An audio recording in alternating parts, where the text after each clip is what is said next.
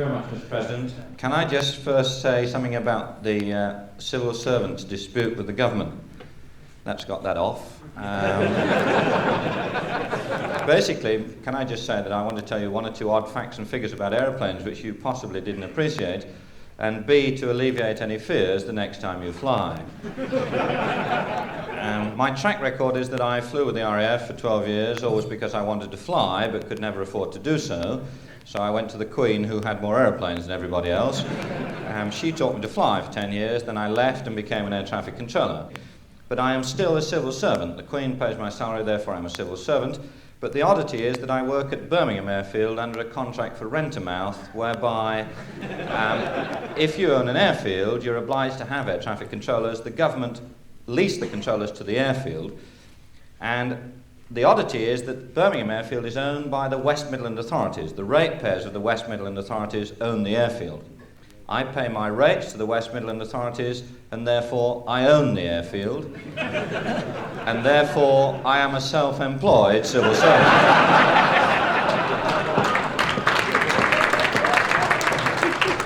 There aren't many of us around, but those that are have got their pension stitched up a treat, I can assure you. Up till about 5 years ago, there was no charge for air traffic control. It was a free service in this country, and we used to lose about £42 million a year. We were quite proud of that, actually. British Steel could do that every week, but we used to drag it out over a full year. And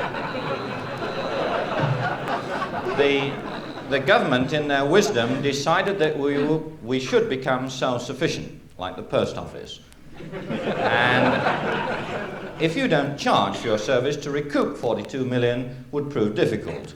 It's like saying to the army, you will become self-sufficient. I mean, short of the odd rape and pillage, there's no way that the army are going to bring that money back. So we get our money in two ways, in fact. One is straightforward, and the other will come as a shock. The easy way was to levy every passenger, which is what we now do. So when you buy an airline ticket now, it doesn't matter who you buy it from or where you're going to, between 1 and 2p of your ticket price comes to us. That didn't bring anything in, so we went for the second one, which was a winner, and that is that if you own an airfield, you must have a license to go with it.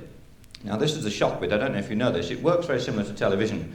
If you have a television, you should have a license to go with it. It doesn't improve reception, it's just one of the things you're supposed to have. And if you haven't got a license for your television, forget it. There's only about 4 vans in the Midlands with spinning roof racks. And the chances of being caught are extremely small, in fact. But if you own an airfield, they're difficult to hide. You know, you can put billboards around them, that sort of thing. But people notice the odd jet going in and out.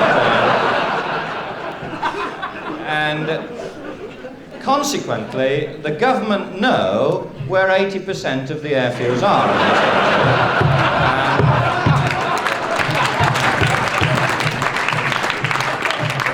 And from that point of view, we could increase the licence fee. Now, 5 years ago, the licence at Birmingham Airfield was £35. Just an ordinary black and white licence, just a straight thing. This year, we've increased that to 35,000. We don't mess about with 10%. We work on the principle that you won't get away with it very often, so when you do, you hit them hard. We've just published our figures for the first 6 months of this year, and we're exactly 21 million in the red.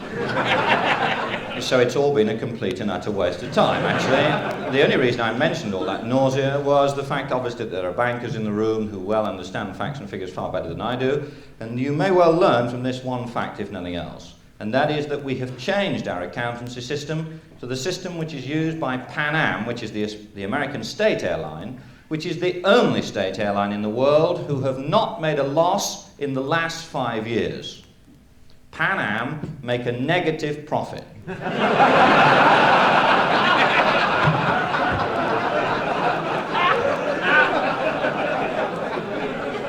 We've gone for this in a big way. And so far this year, we're exactly 21 million in a negative profit situation. I think it's fair to say at this point that the airfields make their money by charging a landing fee for aircraft. Every time you land an aircraft, you pay a fee at an airfield. If you take Heathrow as an example, every time you land a jumbo jet at Heathrow, you pay about £1,200. Now, we're not like the harsh outside world of industry and commerce that you're connected to. We're a very easygoing system, and we only charge 50%. All your takeoffs are free. There are no restrictions on the number you can do.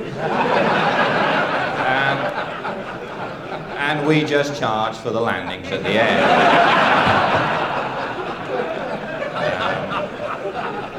Now, what do you get for £42 million?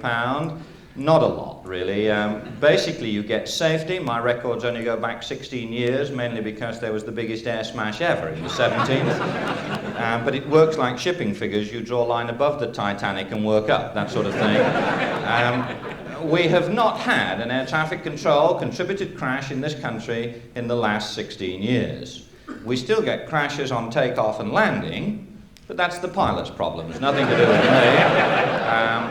You know, if he can't get it right for the first and last 3 minutes of the trip, well, it's a pretty poor show, as far as I'm concerned. My job is extremely simple as an air traffic controller. All I have to do is to stop the airplanes banging into each other, and I've won. If they do bang into each other, I've lost. And the only redeeming feature is that if it's a good bang, at the subsequent Board of Inquiry, I'm the only one there.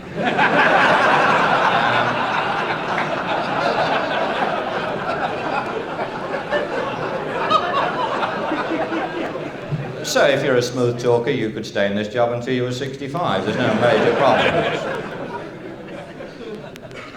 The chance of having, or the reason for having a traffic controller is a little bit hazy, really. The chance of two aeroplanes being at the same place, at the same height, at the same time, is so mathematically remote as to be not worth considering. All you do with air traffic control is to force them down very narrow corridors, thereby increasing the risk of collision, and thereby justifying the job of a controller to keep them apart. Obviously, one only really earns your corn when you only have one aeroplane, because now you have to take it sufficiently close to a hill for one of you to stay there and keep looking after them. If you go back in history a very short period of time before we had air traffic control, if you wanted to fly from here to France, you get in the aircraft, pointed at France, and go. You were, of course, likely to meet somebody going Paris-Birmingham, and the crash occurred about halfway between your takeoff point and your landing point. This was bad news for the passengers, but it was good news for the rescue teams. They knew where to go. It saved tramping around the Grampians. And they could get in there and find you within a fortnight. There was no major problem. The companies didn't like it. Passenger booking figures fell off, that sort of thing. And they came to the government and said, can you devise a system whereby one or two get through? You know, not a lot, but if we could get a couple through, it would be a bonus. So they devised the system then, which we still use today, in fact. But I must stress that this only applies to the Western world and not the Soviet bloc. Soviet bloc airspace is slightly different. They've got a super system going. It only takes 10 seconds to describe it, and I'll do it for you in a minute. In the West, we have joined all the major cities of the world and the major routes, that's across the pond from Europe to the States, with what are called airways. It's a corridor about 25 miles wide. It starts 5,000 feet off the deck, and it goes up as far as you and I are concerned forever. There is a top, but don't worry about it. You're not going to get that high anyway. But basically, you cannot fly inside these corridors unless you have prior permission from a ground controller. Therefore, we know all the airplanes in the corridor. Therefore, we can keep them apart. In the Soviet system, they've got, as I say, a slightly different method of working. Let's assume you're flying Moscow-Leningrad. You're given three things: a height, a route, and a speed. If you deviate from any of those three, you're joined by two MiG-21s on each wing, and you land at the nearest available airfield. The passengers will continue by coach, and the crew are never seen again.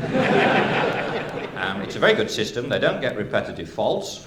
And we were going to try this in the West, in fact. Unfortunately, we haven't got enough fighters to put one on each wing. And with modern airliners like Concorde, you're going slightly faster than our fighters at the moment.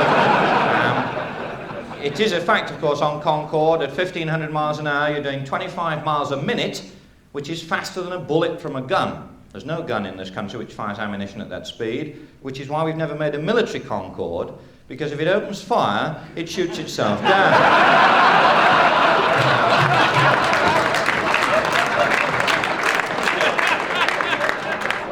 So at the moment, we're restricted to using this heap as a civilian airline. Now, basically, the air traffic control setup in this country is split into two ways. You have people who look after you when you're flying along the airway. These are called centre men, and they work mainly, my apologies, under the new law, they are called centre persons, which is quite right, in fact. There are 1,400 controllers in the country, and 4 of them are women. Well, 3 of them are women, and there's one... but you're bound to get that in any organisation, obviously. Basically, about 800 of these people work at a pit just outside Heathrow called West Drayton. They work underground for about 3 months, then they bring them on the surface, walk them around a bit, and then take them back down again. They've never seen an aeroplane in their life. They just see little blips on a radar screen, and they talk to these things quite happily. I have worked there for a little period of time. I didn't leave because of any of these reasons, but it is quite an odd setup. If you were to go and see them working there, you would find controllers sat round very similar to an upturned dustbin, a flat-top radar, and radar has got one inbuilt problem that we've never really cured, and that is that it works off a 3-pin plug on the wall. If you can imagine the scene at West Drayton, there would be something like 6 controllers sat round a dustbin, each with a headset on, talking to about 30 aircraft each, so there's about 180 maggots on the screen. The rules are you can do what you like with them, but don't wrap them around mine, that's the idea. And you look after your 30, I'll look after mine. And the problem, as I say, with this electrical problem that we have so far is very similar again to television. That is, if ever you get home tonight, which is debatable, I suppose, the way we're going, but if we do get home tonight, don't switch your television off on the set, pull the 3-pin plug out of the wall, and you will find that if you have a 22-inch screen, your picture will go down to about a 3-inch square for a short period of time, and then it will disappear down the hole in the middle. Picture the scene at West Drayton, 6 controllers sat round a flat-top radar, all talking to their 30 aircraft, when the tea lady treads on the 3-pin plug in the wall. And they all now stand and stare intently into a picture which is about the size of a pint pot. All 180 aircraft are still there, but much closer together now than they were before. They start to shout and their voice goes up a couple of octaves, and then it goes down the hole in the middle. There is a stunned silence, which is measured in microseconds, and then they push their headset back off one ear, because you can't hear each other talk with a hat on, and they would say, "Where were yours?" And you'd say, "I got 2 going into Gatwick, 3 out of Luton, 2 upbound to Manchester, 2 downbound out of Birmingham." The bloke said, "That's quaint, I got 1 going into Gatwick, 2 coming out of Luton." And you chat about this and read the weather for anywhere. Doesn't matter where it is, Leningrad, anything. Just keep reading the weather, because while you're talking, they can't get in and ask you what's gone wrong. And you push the plug back in the wall, and the picture will return. Obviously, if you don't talk to aeroplanes, they tend to clear off in any direction that they wish. And you can normally find 29 of your aeroplanes, but not the last one. So you sit quite quietly talking to your 29, and you watch the screen, and you see one little maggot setting off on his own. And you say to the others, "Anybody working that?" And they go, "Nothing to do with me, mate. You got all on with this lot, you know." And it has to be yours, so you just turn it round and bring it back into the pack. And the other type of controllers there are bank controllers. I should bring that up at an evening like this, but they're sat very similar to the top table here, and you'd see each controller using a tube which would give him about 20 miles of airspace. The aeroplanes jump onto the left-hand side of your tube, rattle down it, and just before they fall off the end of your world, you wake the man up on your right, tell him what all 20 aircraft are, he looks after them down the leg, and that's how it goes. When I first went there, of course, they put me at that end, out the way, and the man right at that end is the outbound controller from Heathrow, who is a sadist, been highly trained to be completely unusable, and his intention in life is to get the aeroplanes off the ground at the fastest possible rate. So he launches the first one straight ahead, next one left, next one right, straight ahead, left, right. He can keep that up all day, 1 a minute. The man next to him is the catcher. who has got to try and put this lot back into some form of order, because you've got the Paris flights going north and the Glasgow flights heading south at this time. He will work them, get them back in the right order, and so on down the line. I'm sat right at that end, and they would shout as I could see the stuff coming down the screen to me. And on a normal morning, on the rush out of Heathrow, you get about 30 aircraft at once on the tube, something like 15 jumbo jets amongst them. Just before they came onto my world, the man would punch me in the ribs. I'd put down the Rivali or, page 3, and he would say 30, and they'd all jump onto my screen. He would identify all them for me, and I would work them for 20 miles. Just before they fell off the end of my world, I looked round and there was nobody on my right. So I had to phone the next controller, who was the French controller. Now, this incident occurred in August 1972, going back a long time, but it may affect some people in this room, because if you're going on your holidays in August 72, this was the reason it took a long time to get there. The day in question was a Friday, and the French have got a super habit, and that is that they go on strike, but they don't tell anybody that they're going on strike. Friday morning, I would pick up the phone and say, "Good morning, Pierre." I don't know if that's what his name, but everybody called him that sort of thing. And I would say, 30 for you. And he would say, hee-haw, hee-haw, hee-haw. I accept them. And I would say, knockout, and throw them over to him, you see. And what he did with them, I didn't care, as long as he didn't turn them around and bring them back. This particular morning, Friday, August, I picked the phone up. I said, "Good morning, Pierre, 30 for you." And he said, "I spit on your aircraft," and put the phone down. Which I thought was a bit strong, actually. I hadn't said anything to him, so I rang him again. I said, "Come on, mess about, just take them." He said, "He's finished today, we are on strike. No aeroplanes, we are not working. Good day, sir," and put the phone down. I said, "That's novel."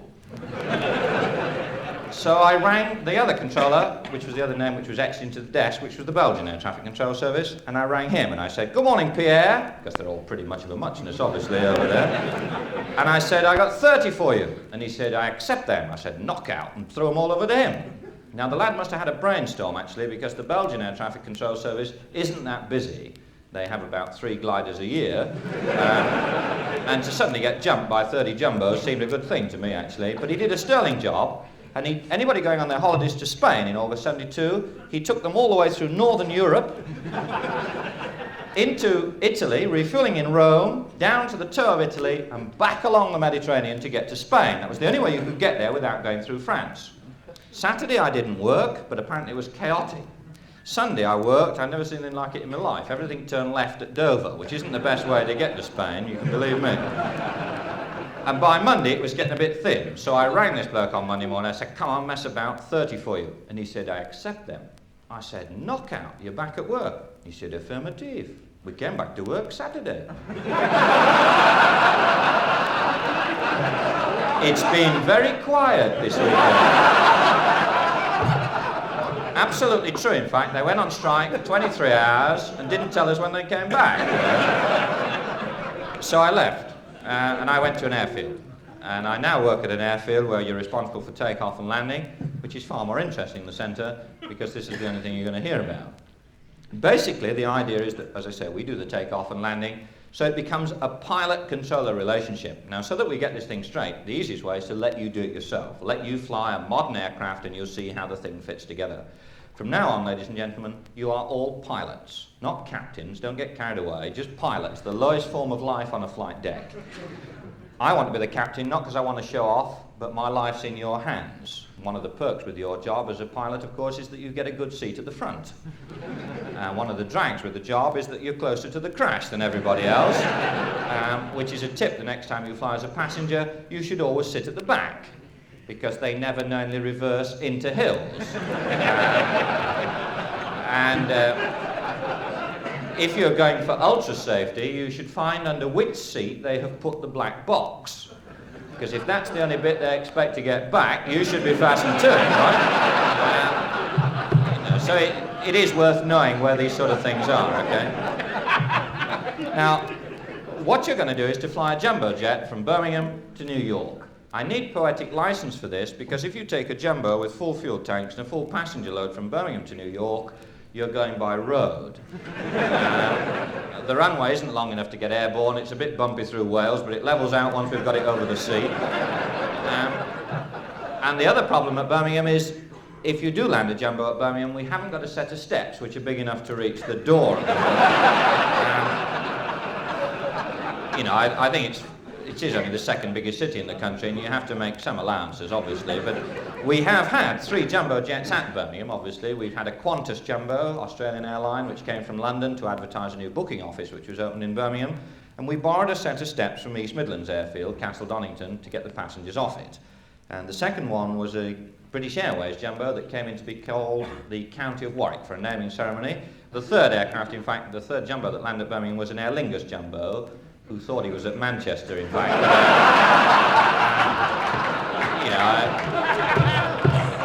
I think it's fair to say that they all look pretty much the same from 12,000 feet. And most of us reckon he did a bloody good job to get that far anyway. But assuming we had those 2 parameters, obviously, then we could continue with the exercise.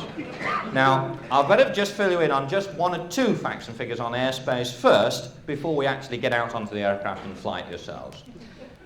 There are 2 types of airspace. One is called controlled airspace, which is inside the corridor, and one is called uncontrolled airspace, which, would you believe, is outside the corridor. Kept very simple for pilots. The knowledge of reading and writing, and especially joined-up writing, is probably not expected from most of us. And we do, in fact, name these airways in a colour code system with a red, blues, greens, and yellows, which are drawn on the map in those colours. So that if you can't actually say where you want to go, you can always utter the colours in order, so that the ground controllers know roughly which direction you're going to go.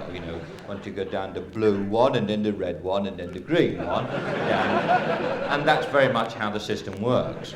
Now, the 2 types of airspace are important, because if you fly outside controlled airspace in uncontrolled air, then you fly VFR, Visual Flight Rules, and it means, pilots, that you look out of the window and make sure you don't ram somebody coming the other way.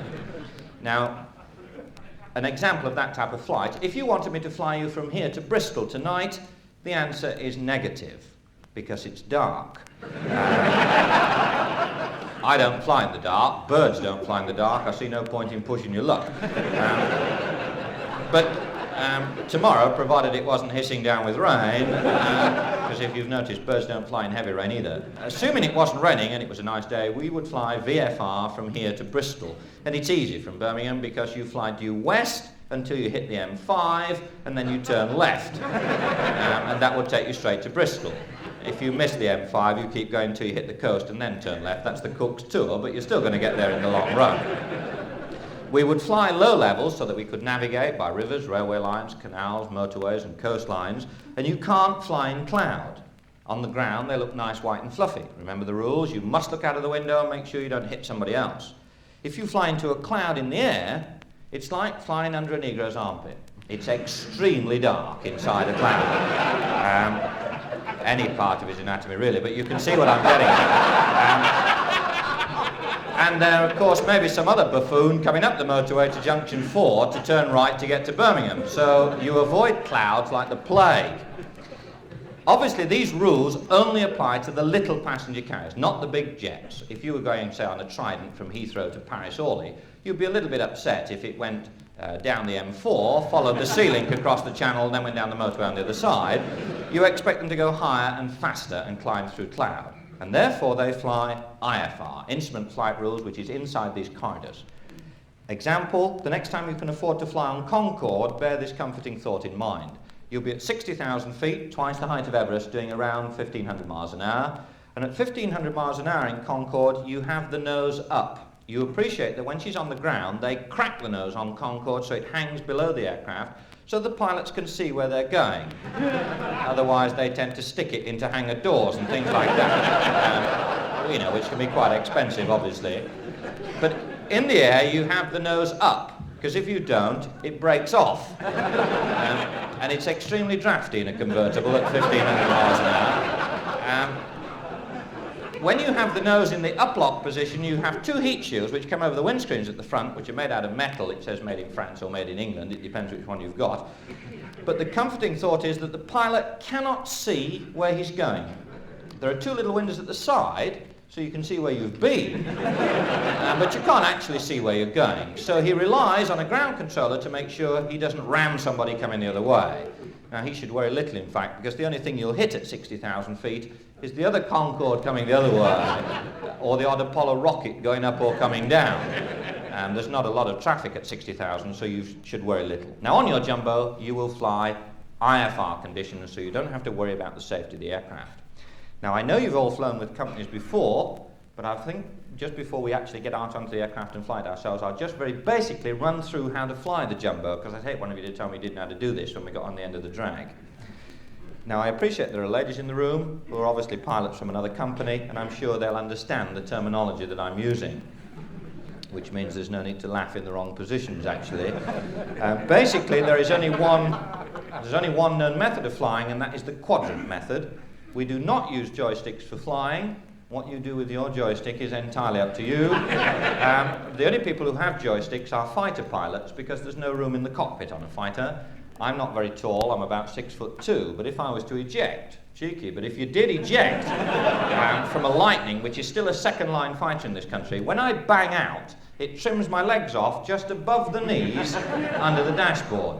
It stings when you do it. It's not as painful as staying with it, but it can make your eyes water when you do it. And if you see a pilot about 3'6" high, it could well be an ex-Lightning man. The other problem with the Lightning is, even with the seat fully down in its down position, wearing a full bone dome, when they shut the lid and weld it, because they don't want you to get out anyway, I have to tilt my head on one side so they can shut the lid. Now, the world takes on a whole new look if you look at it like that and then run at it at 600 miles an hour. But you'll get used to that, don't worry about that. Because it's so restricted, they have a single stick between their legs. Quadrant flying, to dive, you push the stick forward. To go right, you push that way. Left, you push that way. To climb, you pull it back till it hurts, okay? That's the quadrant method of flying. Now, there's only one airplane which is different to that, and that is helicopters. Now, a helicopter has a single stick again. The rule is you can do what you like with it, but you mustn't hold it steady. You just move it. You keep it moving all the time. You put on phenomenal amounts of power, and it defies all known law and lifts off. It should, of course, screw itself into the ground, obviously. But they do lift off, and once you've got it into the air, you just go crazy with the thing until you get it to a sensible height, and then you hold the stick in one position and you watch what the helicopter does. Because if you want it to do that again, that is where you put the stick, right? It is a little bit hit and miss on a chopper. Even the people that build them don't have a lot of faith. They normally put wheels, skis and floats on them so that you've got a fighting chance when you come down, obviously. Now, on your jumbo, you don't have this problem. You've got a massive control column. There's two, in fact. I've got one in case yours comes off in your hands. But it's a huge thing with an Allegro steering wheel on the top, with the top and bottom cut off. So you've just got the horns at the side. But the rules are the same. Shove it, pull it, turn it left and right. Power assisted, easier than driving a tram. In the centre of your column, co-pilot, is a small steering wheel about that round. It's called nose wheel steering. It does just that. It turns the two nose wheels below the ground, and we drive it just like a car. Now, you can drive it like that in the air if you wish. It doesn't do a lot, just turns the wheels at the front. But if you feel like having a go at it, by all means do so. And the same applies to the brakes. These are far more effective on the ground than they are in the air. If we come up fast behind a light aircraft, by all means put the brakes on. It won't slow us up, but it'll stop the wheels going round in the wings. And it gives you that feeling of being part of a team, okay? The only brake you should take any notice of is a handbrake. It's a ratchet-type brake between the two pilots. It's your responsibility, co-pilot. If it comes up here, it needs adjusting. It should come up about 2 notches. The rule is we mustn't land with the handbrake on. If you land with the handbrake full on, the wheels don't go round, obviously, and you get this tremendous stench of burning rubber. And it's followed by 18 bangs, and we're on the rim. Now that means a lot of paperwork, obviously. Somebody's got to fill all this lot in when we've finished. And it's the first thing that the accident investigation teams look for. They go into the crash and they see the handbrake full on. Now, I'm not the sort of skipper that would drop out. I mean, I'll stick with you all the way, but you're putting me in a bad spot. You know, I don't really know what to say to this fella. I could say I didn't want anybody to steal the wreckage or something like that. But it's difficult to explain why we've landed with the brakes on. So, if you could knock the handbrake off before we land, we're going to get on like a house on fire. Now you know how to fly it. We can go out the aircraft and have a look at the aircraft. It's parked outside. It's a standard jumbo. It weighs 350 tonne when it's sat outside on the path. It's got 32,000 gallon of fuel on board, which we stack in the wings. I'm not teaching you to suck eggs, but a normal tanker which delivers fuel to a garage carries about 5,000 gallon. So we've got between 6 and 7 of those on our backs when we set off. We burn that juice at around 3,000 gallons an hour. So it's comforting to know that we've got about 11 hours flying on our back when we start. It's only a 7.5-hour trip to New York, so it's comforting to know that we've got nearly enough fuel to get halfway back. The aircraft should have 18 wheels. If it hasn't, we'll have a word with the crew that brought it in. But normally there are 18 wheels. There should be 8 under that wing, 8 under this wing, and 2 under the front. Now, when you're sat in the aircraft, you're 32 feet above the ground. I only mention that in case you get out for walkies while we're on the ground. It does matter if the passengers fall out the back, but it looks bad if the crew fall out the front of this thing, and the passengers will lose all sense of confidence if they see people in big hats falling out the front of the aeroplane. We walk out to the aircraft. My first decision as the captain is to see if it's raining, because if it's raining, you are doing the outside checks on the aircraft, and I'm doing the inside checks. If it's a nice night, I'll walk around the outside, and you can sweat it out for 20 minutes before we set off. We get the passengers on board. We can carry up to 500 on the jumbos at the moment, which is just half the size of the biggest passenger carrier in the world, which is a Galaxy, a C-5A American transport, which has carried 1,100 passengers. There were Vietnamese, but it still counts. You know, I know they're only little, but you still got to get them on somewhere. So we've only got half the maximum number.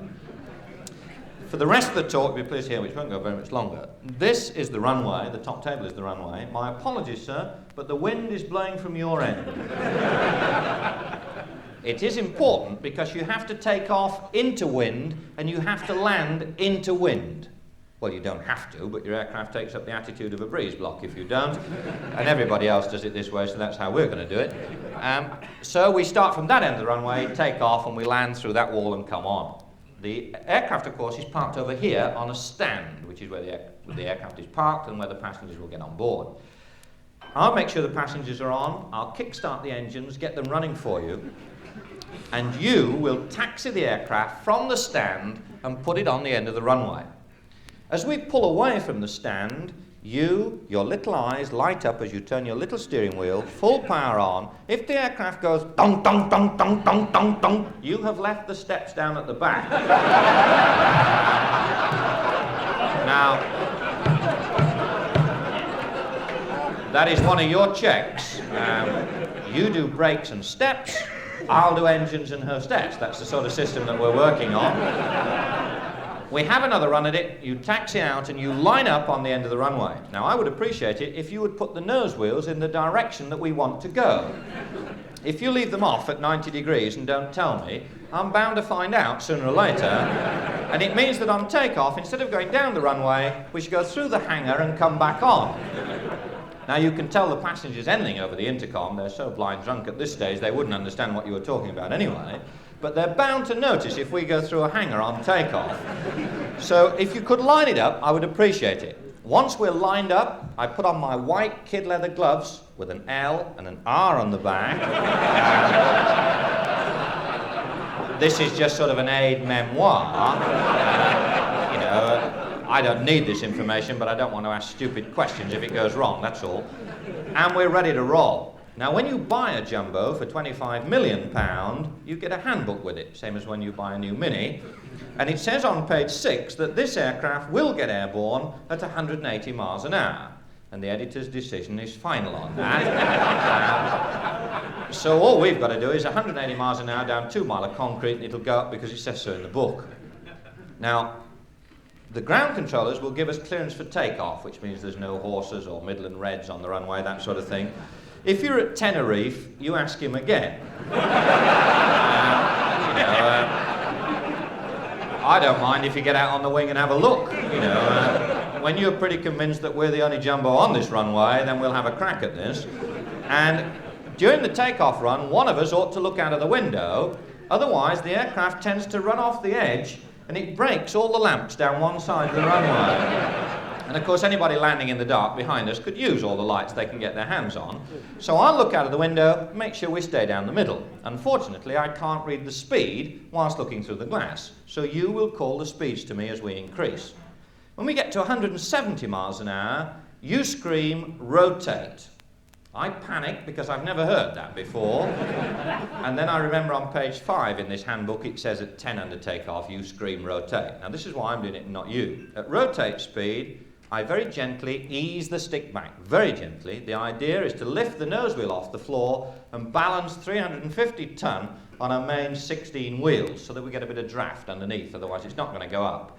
For obvious reasons, when I'm carrying out this balancing act, we chain the passengers in. You don't want people tearing up and down inside the aeroplane. So normally we chain the passengers in for takeoff and for landing. They expect it now, so that's what we will do. If I overcook it, pull the sticks too hard, the tail will hit the floor, thus ripping the toilets out the back. Now with 500 people on board for 7.5 hours, we could be knee-deep by the time we get to New York. Which is why, if you look on a modern airliner, you'll see at the back what is called a skid. It's a bar which hangs below the aircraft with a hydraulic ram against it, and that will touch the ground before the tail. In the cockpit, there are lots of red warning lights which flash, and a klaxon which sounds to indicate that we have overcooked. And we will switch those off. There's nothing more disconcerting when you're panicking to have red lights and a klaxon's going, obviously.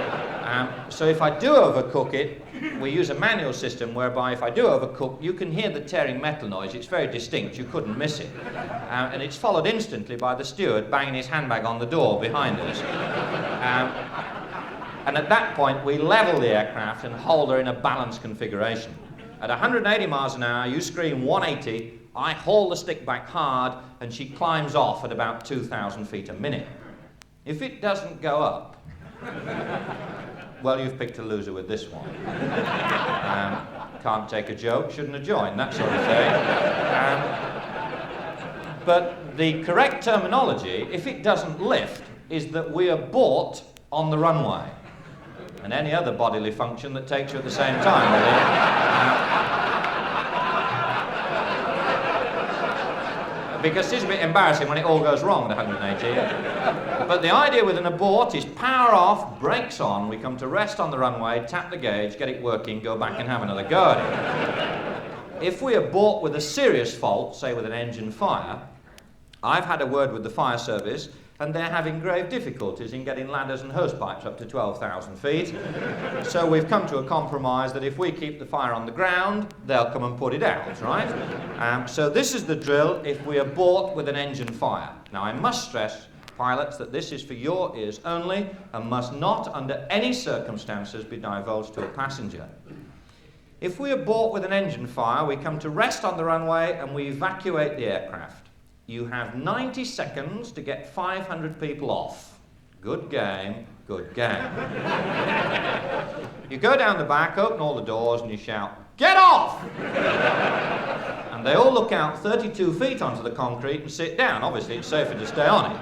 So now we inflate chutes out of the side like a huge child slide with a canopy over the top, and you ask people politely to step into the end of it, which they do, whistle down 32 feet onto the concrete, and ambulances move them back from around the skirt of the aircraft, and that way we can get everybody off. The crew will be the last to leave the aircraft. I, as the captain, will be the last of the crew to leave. If I pass you on the way out, you are to assume the rank of captain. Is that all right?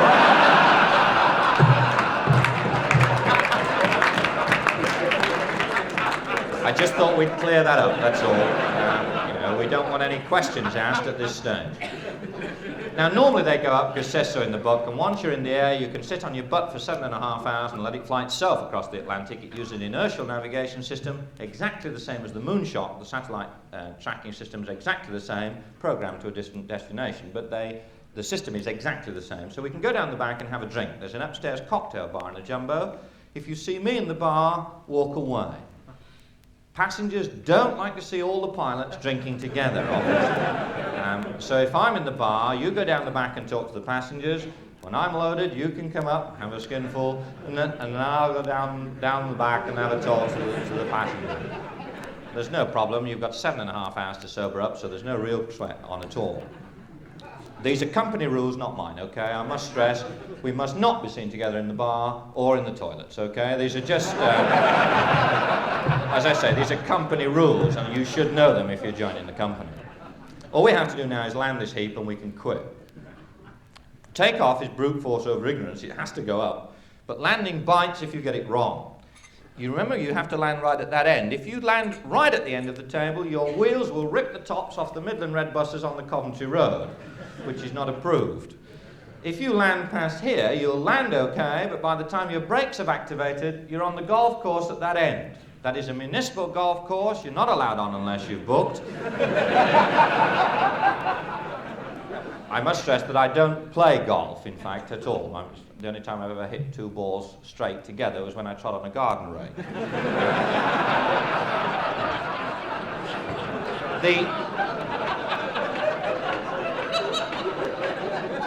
The only place you can land...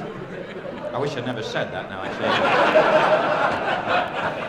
Where were we? Yes, we're trying to land. You must land here, which is the hit point, touchdown point, crash point, call it whatever you will. 2 definitions at this stage. All landings are controlled crashes, and the definition of a good pilot is a man with the same number of takeoffs as landings. Now, to assist you to hit that point, they have installed what are called vases. More about that in a second. All you need to know to land is 3 degrees. It's not a pop group, it's the angle you're supposed to come in at. And at 3 degrees, you drop 300 foot per mile. Highly mathematical, this. So if you're 5 miles out, you should be at 1,500 feet. 4 miles, 1,200, you got it all the way home. Now, there are some people who don't like landing at 3 degrees. These are people, for instance, that land on an aircraft carrier. Now, I think it's fair to say that anybody that lands on an aircraft carrier is mentally unstable. You know, if they had any sense, they would land at the nearest available airfield and let the boat come in. That would seem logical. But they insist on going ahead with this.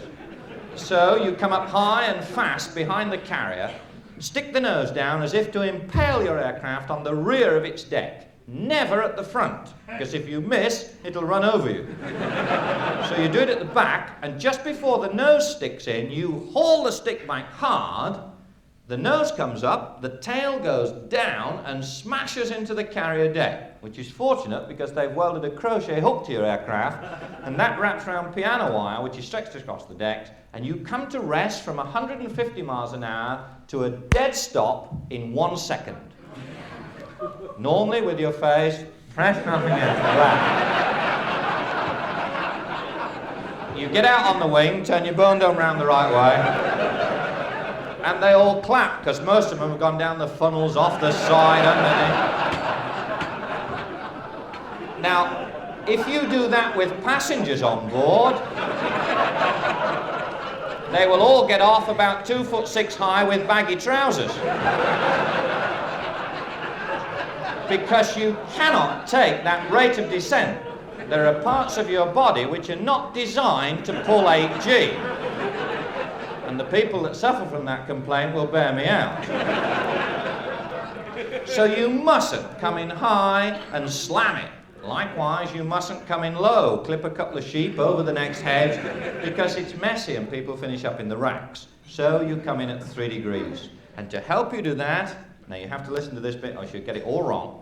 They have installed VASI, V-A-S-I, Visual Approach Slope Indicator, VASI.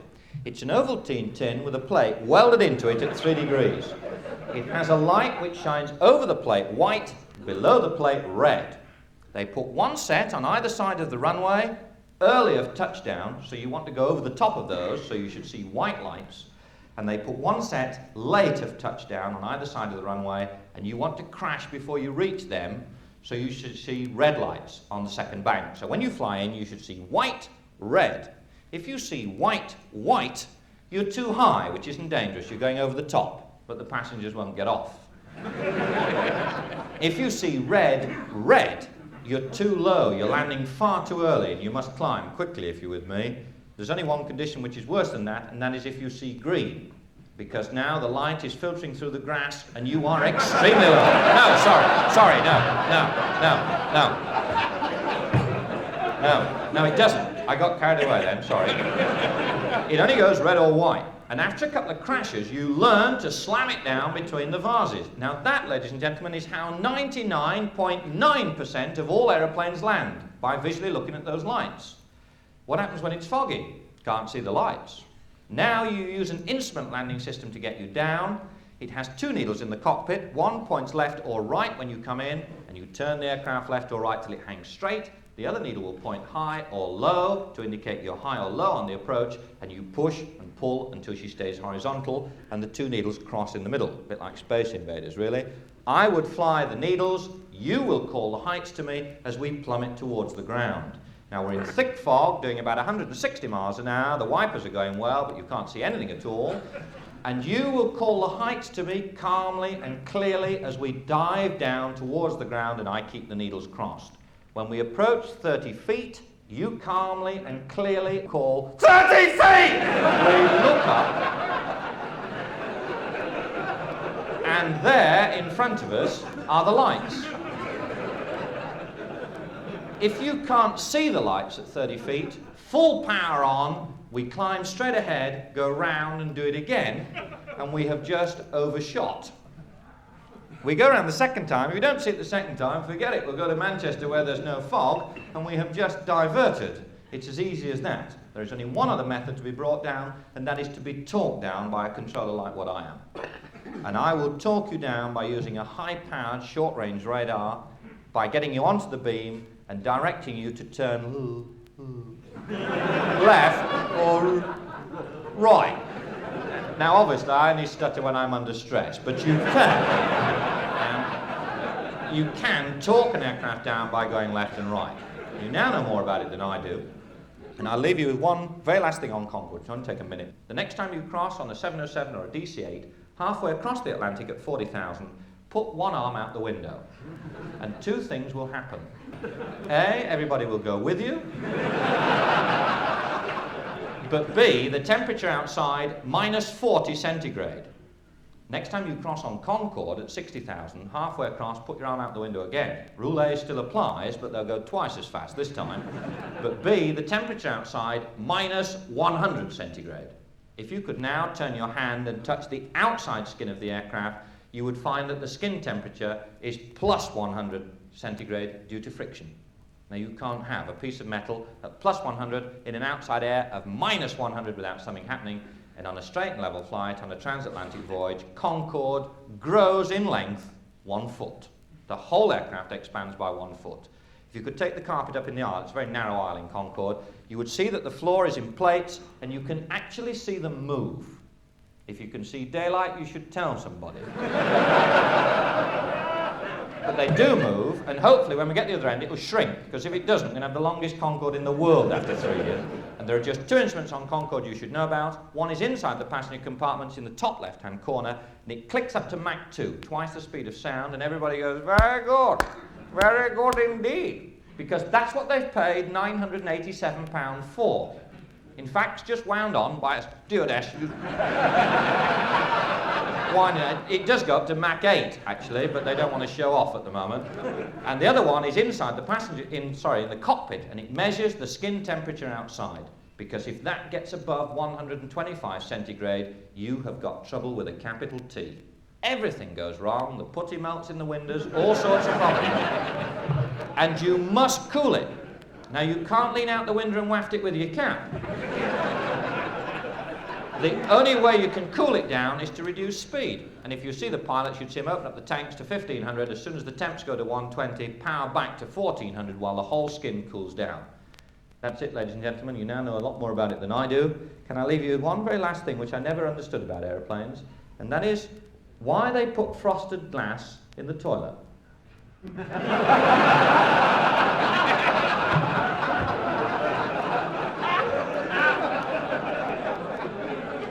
Who the hell's going to look in at 60,000 feet? I don't know.